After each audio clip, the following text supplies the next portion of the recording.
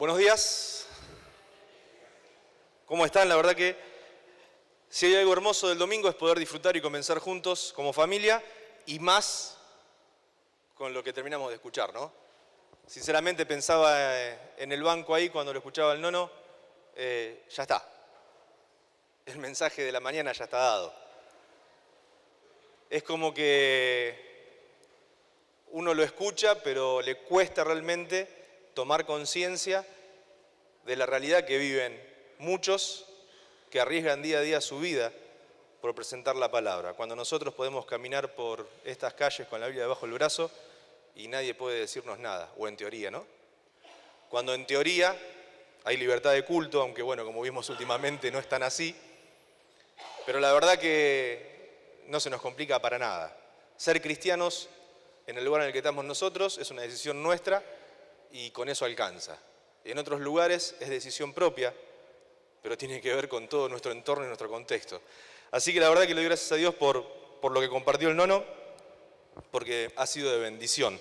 Y sin lugar a dudas, cuando uno toma una decisión como la que tomaron los misioneros y que toman tantos misioneros en el mundo, de obedecer a Dios en el llamado que Dios le da y que Dios les llama a una tierra desconocida, a un lugar complicado, a un lugar tal vez donde el peligro sea algo que acecha todo el tiempo, sin lugar a dudas necesitamos de un condimento más que importante, y es la obediencia. Es obedecer a Dios cuando Dios nos llama. Así que en esta mañana puntualmente quería compartir con ustedes un mensaje que, como nombre, por así decirlo, le hemos puesto la obediencia. Y esta obediencia, como ustedes ven allí, en primer lugar, podemos encontrar en la Biblia infinidad de lugares donde hay personajes o personas que han tenido una intimidad con el Señor y que han obedecido a Dios. Un caso de ellos, por ejemplo, es el ejemplo de Abraham, habiendo esperado durante muchos años, décadas, la promesa. Cuando la promesa está en sus manos, Dios le dice, bueno, ahora te pido que me des la vida de tu hijo. Y dice que Abraham fue obediente, porque si el ángel no lo para, Abraham le hubiese quitado la vida. Y eso da una obediencia a prueba de todo, ¿no? Otro caso de obediencia muy claro en la Biblia es el caso de Jesús en el monte de Getsemaní, orando en el monte de los Olivos, donde en realidad allí lo que el Señor le dice al Padre es, si es posible pasa de mí esta copa, pero que no se haga lo que yo quiero, sino que se haga tu voluntad. Y dice que fue obediente hasta la muerte y muerte de cruz. Obediencia al extremo, obediencia al límite. Y encontramos también el llamado de Moisés. Se ve muy poco. A ver las luces y las... Ahí se ve un poquito más. El día juega una mala pasada, de noche se puede ver mejor. La zarza ardiendo, ¿no? Moisés se le presenta a Dios, hay para hacer predicaciones de esto porque Moisés estaba tan distanciado de Dios en sus 40 años en Madián que estaba Dios mismo frente a él y ni siquiera lo reconocía. Si Dios no le dice, ¿qué haces? Sacate las sandalias que el lugar que estás pisando es un lugar santo, Moisés no se daba ni cuenta. Pero Moisés es llamado a que Dios realmente haga a través de él una obra trascendental para el pueblo de Israel. Y Moisés, cuando Dios le dice esto, le dice, yo vengo a ofrecerte que quites a mi pueblo de la esclavitud. Yo soy el que pone todo lo que haga falta, pero quiero que vayas vos. Y Moisés, en el momento de decidir si era obediente o no, pone 3 excusas, ¿no? Al momento de obedecer podemos argumentar, en primer lugar, que no tenemos los recursos, como dice allí. En segundo lugar,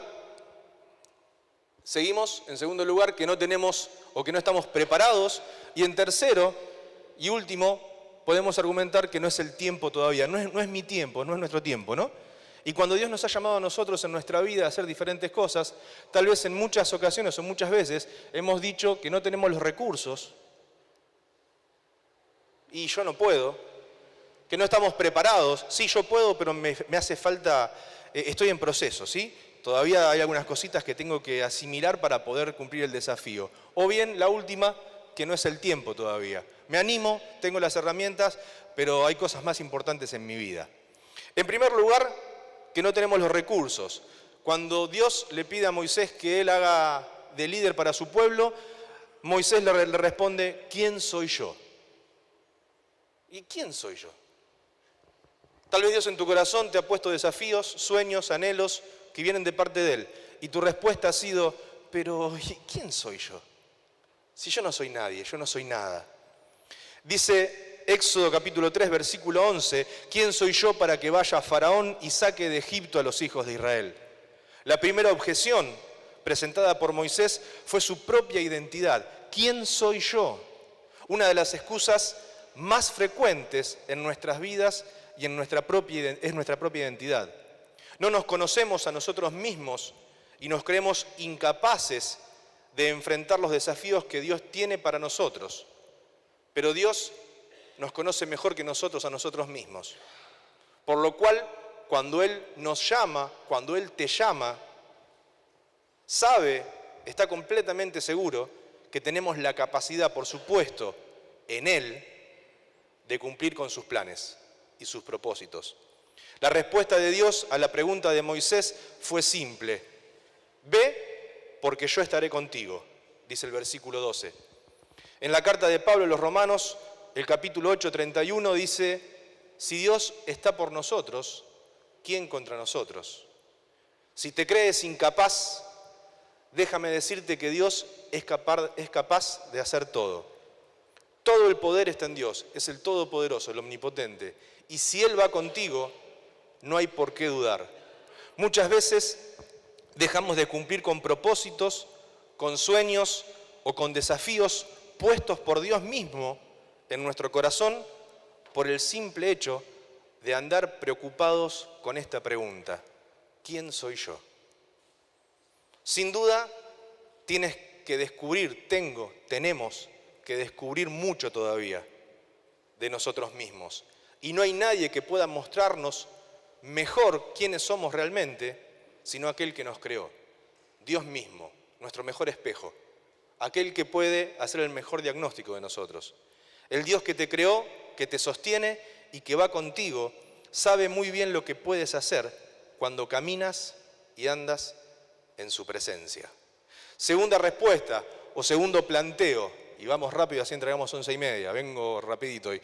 Segundo planteo, que no estamos preparados. ¿Qué le dice Moisés a Dios? ¿Pero no has visto mi desventaja? Si vos me creaste, ¿no conocés la obra de tus manos? Todos conocemos o pensamos en algún momento de nuestra vida, hemos escuchado que era tartamudo, ¿no? Que le costaba hablar. Imagínenselo al frente de todo el pueblo, sin micrófono y sin nada. Hubiese sido complicado, ¿no? ¿Qué más podría decir a Dios Moisés para evitar ser enviado para esta gran tarea en base a la respuesta que Dios le había dado al primer objeción que había dado?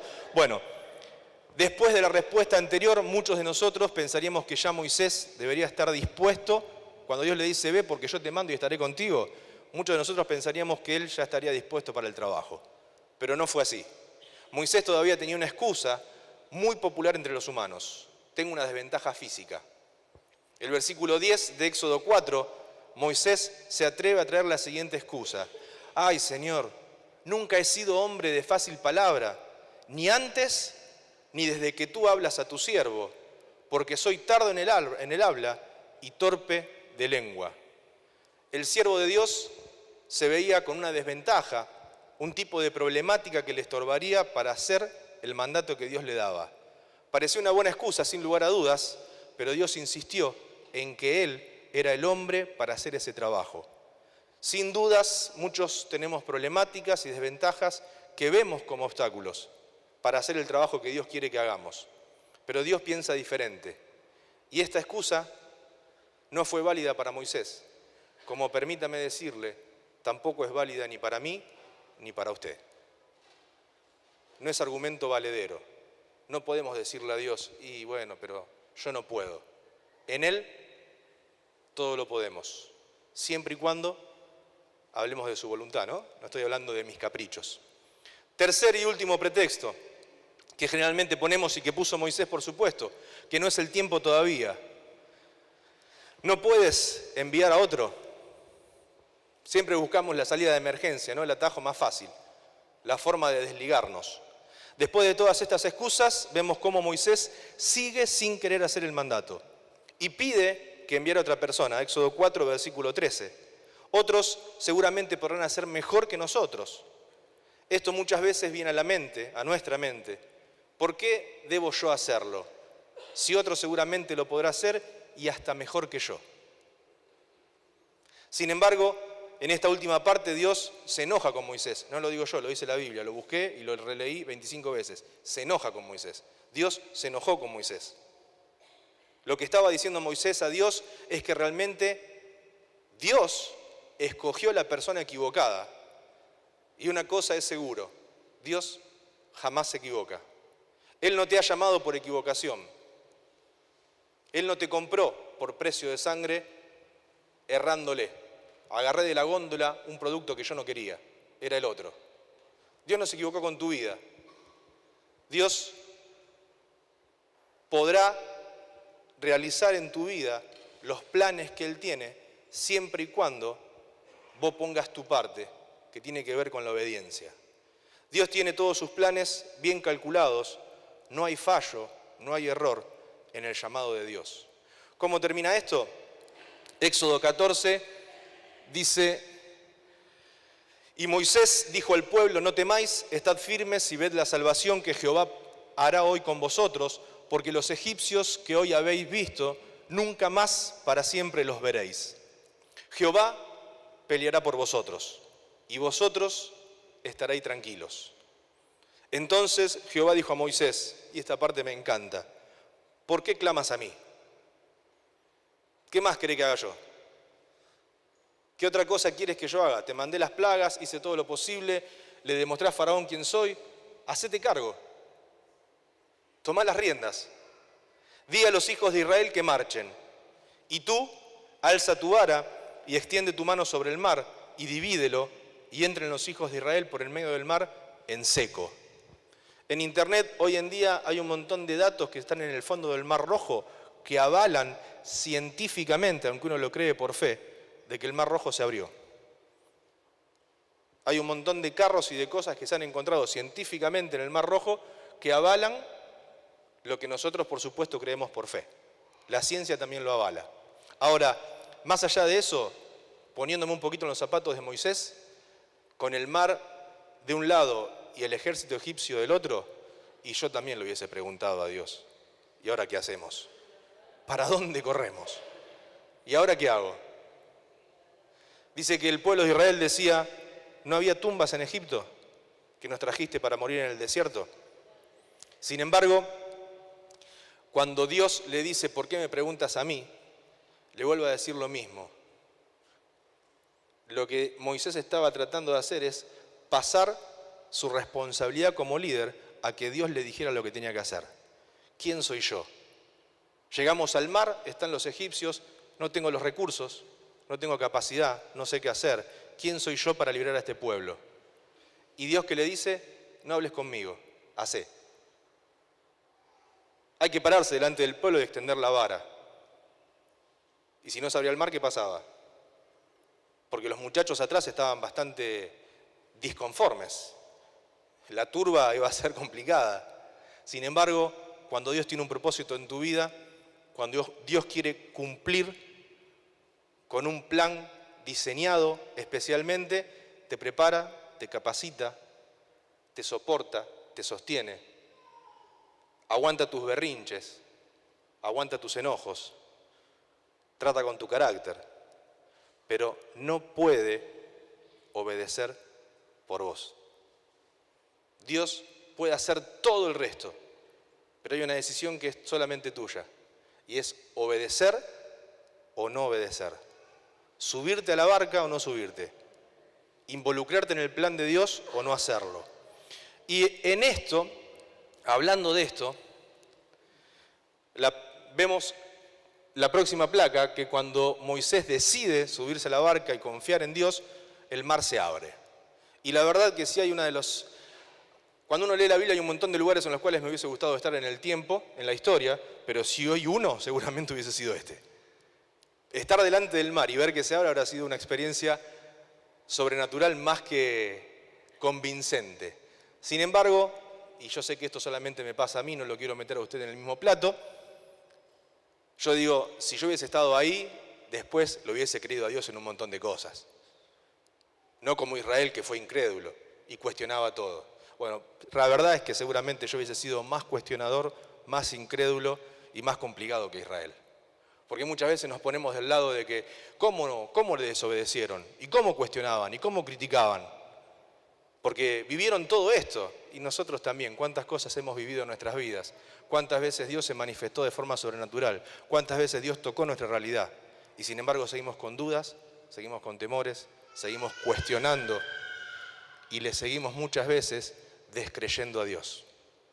Es un tiempo donde Dios nos pide obediencia, y la obediencia demanda acción.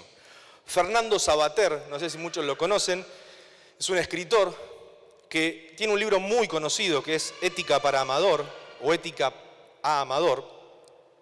Y en uno de sus capítulos de este libro habla de algo que me gustó mucho, tiene que ver con los termiteros. En la próxima placa ustedes van a ver, ¿saben qué son esos? Son termiteros. Es decir, son nidos de termitas. Generalmente en África hay muchos, los más grandes se encuentran allí. La próxima placa, por favor. Miren el tamaño que tiene eso, está la persona parada al lado, ¿sí? Algunos tienen 2,5 metros, 3 metros de alto. Son durísimos, los hacen las termitas, no sé con qué, pero no es fácil romperlos. La próxima, miren dónde está este muchacho, ¿sí? Eso adentro es un nido de termitas. Hay una realidad. Las termitas, la próxima placa, son dos. Las obreras y las soldados. Las soldados, por supuesto, son las que tienen las mandíbulas, ¿sí? Y las otras, las más chiquititas, la del lado izquierdo de ustedes, si no me equivoco, son las obreras, son las que construyen. El cuerpo de las... ¿Qué pasa cuando uno pisa un escarabajo o pisa un bichito? ¿Sí? Se escucha el... Bueno, eso que hace ese ruidito se llama quilatina. Es una membrana que se le hace al insecto arriba que le da un caparazón, una dureza, y es como una protección que tiene. Bueno, las termitas no tienen esto. Las termitas tienen el cuerpo muy blando y puntualmente son fáciles de atacar por cualquier otro insecto. Con lo cual el caparazón de la termita es lo que vimos antes, el termitero. Si el termitero se rompe, están expuestas. Y precisamente, cuando hablamos de las termitas, les voy a comentar, por ejemplo, que a los elefantes les gusta rascarse en los termiteros. Con lo cual, cuando el elefante se apoya en el termitero y se empieza a rascar el lomo, el termitero se rompe. ¿Y qué pasa cuando el termitero se rompe? Hay un montón de hormigas, ¿sí? Próxima placa.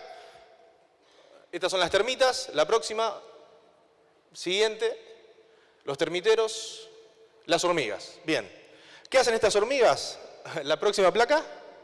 No son como las termitas. Cuando las hormigas ven que el termitero está roto, automáticamente atacan el termitero y se meten para comerse, próximas placas, a las termitas. Y yo decía que había dos clases de termitas, las obrero y las soldados. Las soldados automáticamente salen a combatir a las hormigas, pero en tamaño son mucho más chicas. Sus mandíbulas son mucho más pequeñas y su caparazón es inexistente. Con lo cual la termita soldado sabe que va a ser devorada. Y para evitar que ataquen el termitero, se cuelgan 3 o 4 en el lomo de las hormigas, impidiendo el avance, o sea que se ha ralentizado el avance de la hormiga. Bien, mientras las soldado generan esto, las obrero, ¿qué hacen? Obrero. Casco, pico y pala, y se ponen a trabajar para reconstruir lo más rápido posible el termitero. Y lo cierran. Pará. ¿Y la soldado?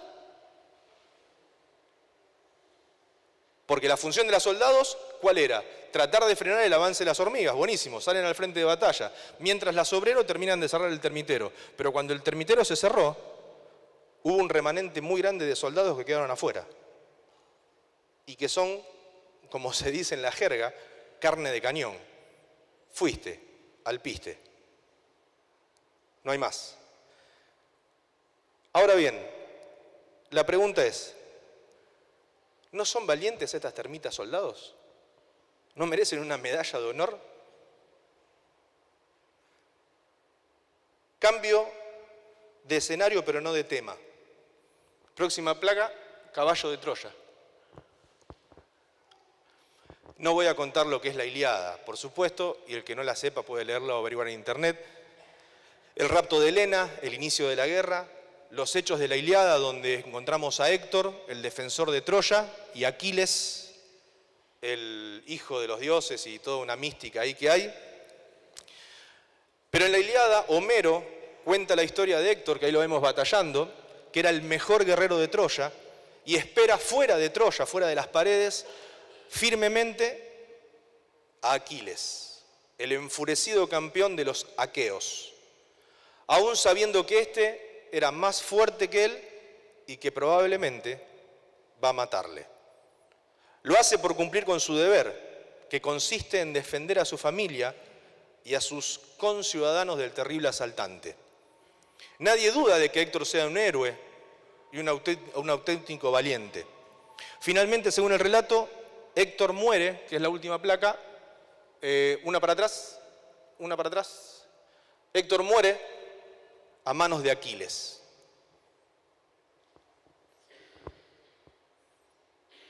La pregunta es, ¿qué diferencia hay entre las termitas y Aquiles?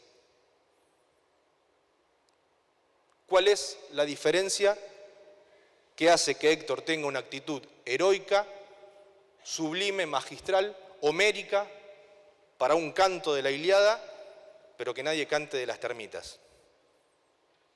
Que si no les comento yo, o Sabater no escribe en su libro, ni nos enteramos. ¿Cuál es la gran diferencia? La diferencia entre Héctor y las termitas radica en la obediencia. Las termitas no pueden decir no.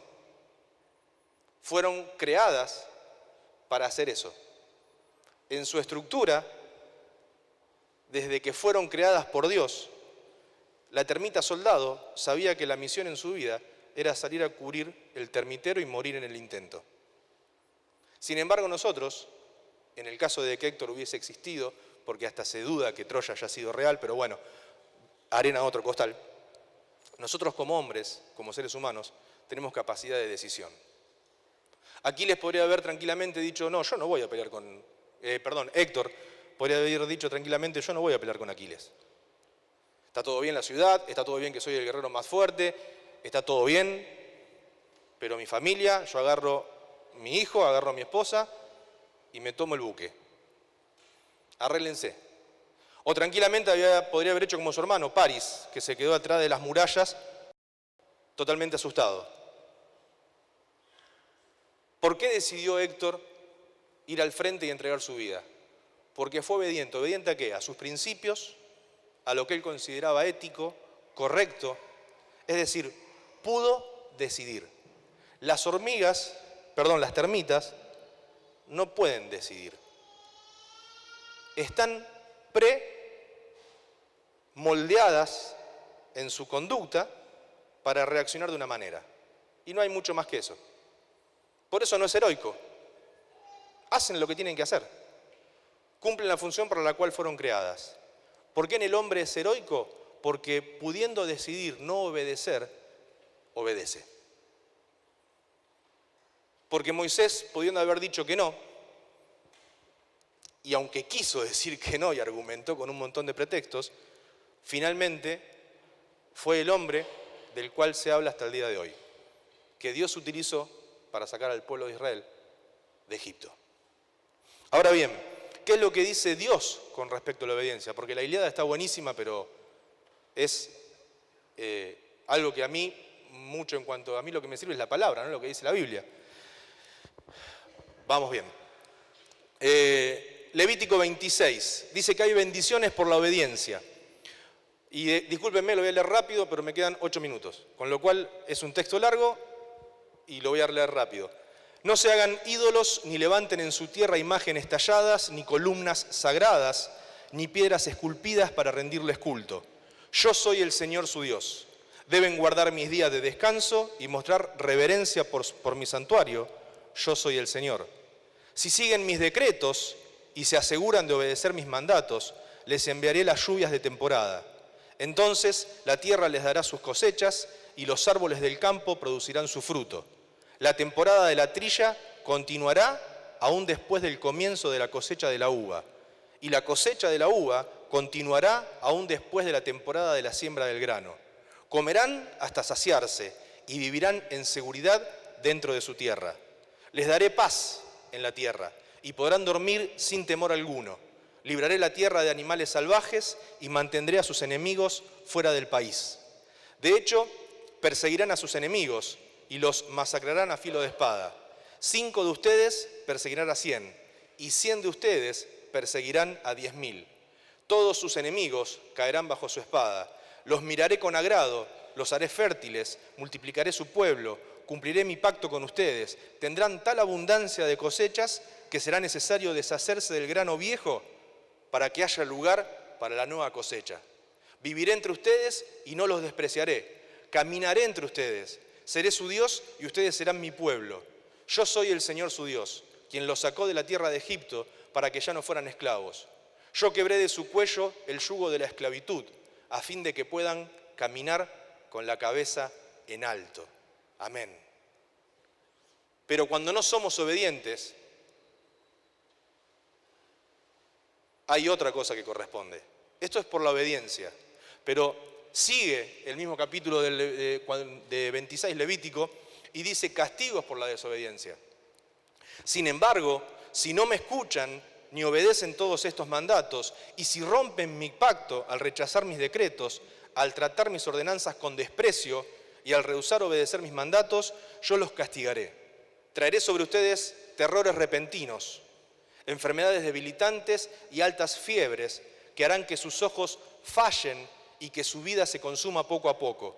Sembrarán sus cosechas en vano, porque sus enemigos se las comerán. Me volveré contra ustedes y sus enemigos los derrotarán. Aquellos quienes los odian los gobernarán y ustedes huirán aun cuando nadie los esté persiguiendo. Y si a pesar de todo esto todavía me desobedecen, si no aprendieron todavía con todo esto, los castigaré 7 veces por sus pecados. Quebrantaré su espíritu orgulloso al hacer que el cielo sea tan rígido como el hierro y la tierra tan dura como el bronce. Todo su trabajo será en vano, porque la tierra no dará cosechas y los árboles no producirán fruto.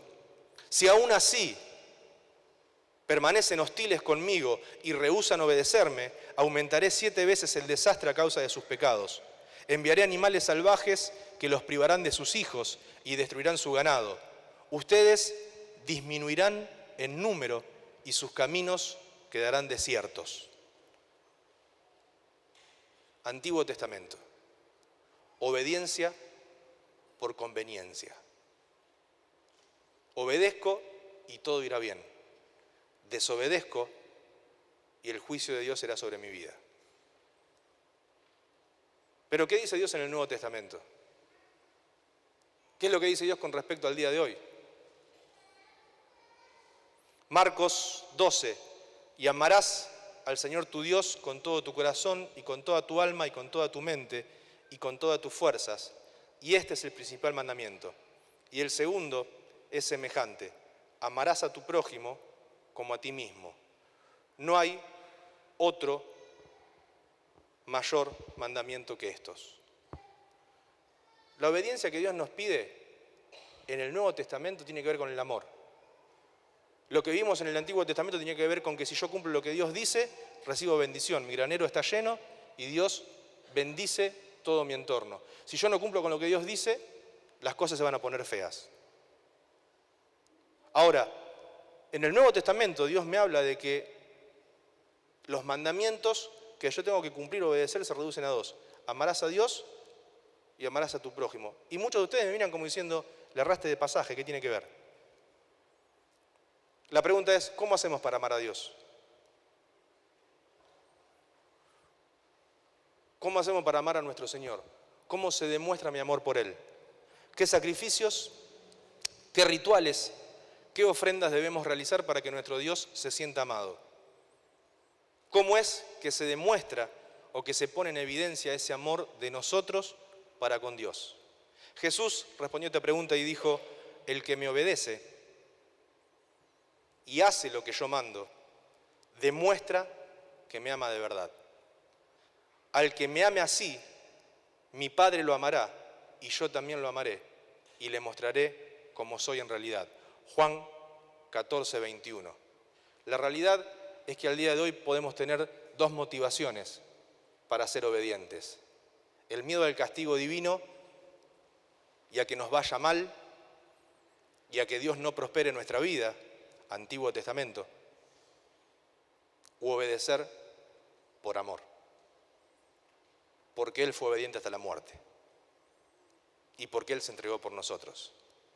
Podemos, en un lado, encontrarnos con nuestro anhelo de poder vivir en sintonía con Dios, sabiendo que al caminar bajo sus estatutos, la bendición del Altísimo estará sobre nosotros, que seremos prosperados, que recorreremos el camino correcto o que estamos cumpliendo con la voluntad del Padre. Sin lugar a dudas, generándonos esto bienestar y seguridad, siendo conscientes de que todo es verdaderamente conveniente para nosotros cuando estamos debajo del ala de Dios. Y esto no está mal, no es errado o fuera de lugar, pero sin lugar a dudas es una pequeña parte de aquel que debe ser nuestro verdadero motivo para obedecerle. Con todo respeto y sacando todo sarcasmo, pero díganme la verdad, porque Dios primero me lo preguntó a mí, buceando en nuestro interior y en busca de la verdad, de la profunda realidad. En nosotros, la más profunda motivación, tal vez sería bueno preguntarnos si acaso estamos obedeciendo por conveniencia. Si nuestra relación con Dios y nuestra obediencia con Él se basa en que queremos que en la vida nos vaya bien y queremos estar bajo el cuidado, bajo la protección, por nuestro propio beneficio, para estar debajo de las alas del Omnipotente, que es un deseo más que válido e inobjetable. Pero nuestra obediencia simplemente queda en la intención de poder disfrutar de las bendiciones y de recibir el favor del Altísimo. Sin lugar a dudas, nuestra obediencia puede ir mucho más allá de eso. Nuestra obediencia puede estar fundamentada no en nuestro propio beneficio, sino en nuestro amor para con Él. La placa 34 dice: estamos obedeciendo por amor, como respuesta al inmenso amor que fue derramado por nosotros. ¿Qué es aquello que nos motiva? ¿Entrega o trueque? Señor, yo me porté bien, hice todo lo que me pediste, yo voy a la iglesia todos los domingos, pongo mi diezmo, hago esto, hago el otro, necesito que me bendigas. Hago todo esto porque quiero tener tu cuidado. Viejo pacto. Quiero que me bendigas en mi trabajo, en mi familia. Como consecuencia de eso, voy al cambio, voy al trueque. Yo hago para que vos hagas. O estoy obedeciendo, más allá de que Dios bendiga mi vida o no la bendiga, porque no todos van a ser buenas. O sea, en base a mi criterio, no la bendice. Porque muchas veces pedimos en base a nuestros deseos y caprichos. ¿Cómo está nuestra obediencia para con Dios? ¿Es un elemento de intercambio para con Él? Porque muchas veces no les ha pasado, no nos pasa, porque a mí sí me pasa. Cuando nos pasa algo que no nos gusta, pero Señor, si yo hago esto y hago aquello y sumo, ¿no? Y pongo un montón de cositas una tras otra de todos los motivos que Dios tendría que tener para conmigo, para bendecirme. Y sin embargo, ¿vos permitís que pase esto? Nuestra obediencia para con Dios tiene que ver con que queremos gozar de su beneficio o porque queremos también sufrir sus padecimientos. Porque le amamos tanto a nuestro Señor que nos subimos en la misma barca y estamos dispuestos a obedecer aun cuando la cosa se ponga fea. Porque sabemos que Él tiene el control y que aunque yo no entienda, aunque yo no comprenda y aunque no me guste la situación que estoy viviendo, si Él tiene el control, va a estar todo bien. Dice la última placa: porque así como por la desobediencia de uno solo fueron constituidos pecadores, muchos, también por la obediencia de uno solo, muchos serán constituidos justos. Romanos 5:1. Fuimos hechos justicia en Dios para obedecerle por amor. Fuimos comprados por amor y como respuesta a ese amor que nos compró, nuestra obediencia debe cimentarse o radicarse en el amor y no en nuestra conveniencia. Cierro con esto. La Ilíada termina con el caballo de Troya. Y 30 guerreros aqueos se meten en las murallas de Troya, que se piensan que es un presente, ¿no? Los ciudadanos, que es un regalo, dejan entrar el caballo y contentos, fiesta esa noche, drinking, y a la madrugada salen los 30 guerreros de adentro del caballo, toman la ciudad, abren las puertas, entra el ejército y Troya es saqueada. 10 años, según lo que dice la historia, 10 años estuvieron en guerra. Y en una noche, por un regalo, se terminó todo. Bueno, pido 1000 disculpas si se malinterpreta, pero la iglesia tiene que ser un caballo de Troya. No podemos ir hacia el mundo porque para ellos las cosas espirituales son locura. Pero como caballo de Troya debemos ingresar al mundo para que dentro del mundo realmente el Evangelio pueda afectar y conquistar todo el entorno que tenemos. No podemos ir de frente a discutir cosas que no comprenden. Yo no puedo hacer entender a mi compañero de trabajo que está mal la infidelidad matrimonial cuando él la disfruta y para él está bárbaro y es lo mejor que le pasa. Yo no puedo discutir con mi compañero de facultad cuando se copia todo y sabemos que está mal y sin embargo aprueba con notas mejor que yo. Yo no puedo ir con verdades de frente cuando la persona que está enfrente es ciega a poder ver eso. Pero con un caballo de Troya que pueda ingresar, no de forma falsa, que no se malinterprete, sino que son estrategias de reino que debemos realizar para que el Evangelio pueda impactar. Si no es una pelea de lo que yo pienso contra lo que vos pensás. Dios nos mandó a hacer luz y sal, no a que nuestra idea esté por encima de la idea del otro. Yo no vengo a discutir con vos, vengo a que Dios pueda a través mío, un simple y humilde hombre, iluminar tu vida, no con mi luz, sino con la suya. El caballo de Troya es una buena estrategia para que podamos impactar nuestros entornos. Familia, trabajo, facultad, amigos, donde pise la planta de tu pie, que la presencia de Jehová puede impactar ese entorno y llevar salvación. En el nombre de Jesús. Oramos. Papá, te damos gracias por este tiempo, gracias porque entendemos de que tú nos estás llamando a cosas grandes, pero no porque nosotros las merezcamos, no porque seamos grandes nosotros, sino porque tú eres un Dios grande. Y como Dios grande que eres, no puedes estar metido en pequeñeces. Tú quieres transformar vidas. Tú quieres impactar la sociedad, quieres llegar con tu evangelio, con la palabra de vida, a muchos. Y para eso estamos aquí. Necesitamos ser obedientes. Te pedimos en el nombre de Jesús que tú nos capacites por medio de tu Espíritu Santo a que podamos ser obedientes en cada día, en las pequeñas cosas y en las grandes. Y que nuestra obediencia, como veíamos, no sea una cuestión de intercambio. Que no buscamos ser obedientes para quedar bien contigo y que como consecuencia de ello recibamos tu favor o nos aseguremos la eternidad. Sino que en realidad nuestra obediencia radique en un amor verdadero. En un amor que es el resultado, el producto del primer amor que tú tuviste para con nosotros. Que sea en respuesta nuestro amor a ese amor tuyo. Y que podamos compartir y que podamos contagiar de ese amor, que podamos ser canales de bendición para que otros también puedan recibir ese amor de parte tuya y puedan basar su obediencia no en la conveniencia, sino en la entrega total por amor. Por amor a aquel que se entregó a sí mismo, haciéndose obediente hasta la muerte, que por eso recibió un nombre, sobre todo nombre, para que en el nombre de Jesús se doble toda rodilla en los cielos, en la tierra y debajo de la tierra, y para que toda lengua confiese que Jesucristo es el Señor, para gloria de Dios Padre. En el nombre de Jesús. Amén.